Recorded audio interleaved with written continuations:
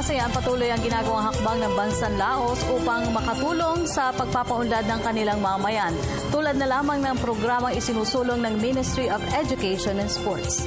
Dahil sa nasabing programa, ilan sa mga probinsya ng naturang bansa ay may maayos ng edukasyon. Ang detalye sa report ni Beth Kachin. Sa bansang Lao, isang programang ang layunin ay mapagbuti ang larangan ng edukasyon ang itinaguyod sa pangunguna ng Ministry of Education and Sports sa tulong na rin ng ibang organisasyon.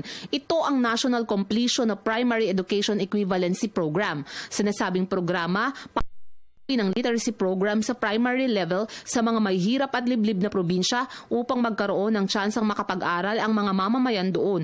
Una nang idineklara ang Vientiane bilang illiteracy-free noong 2010. Sumunod naman ang Atapue, Bokyu at iba pa.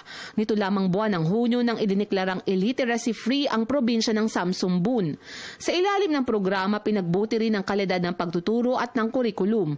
Nagtayo rin ng mga bagong school buildings at may makabagong paraan din ng pagtuturo. Mula taong 1991 hanggang 2015 ay nasa mahigit sa 1 milyon na ang illiteracy-free. Bago matapos ang taong 2015 ay umaasa ang Lao na magiging realidad na ang kanilang pangarap na education for all. Para sa Telebisyon ng Bayan, Elizabeth Kachin.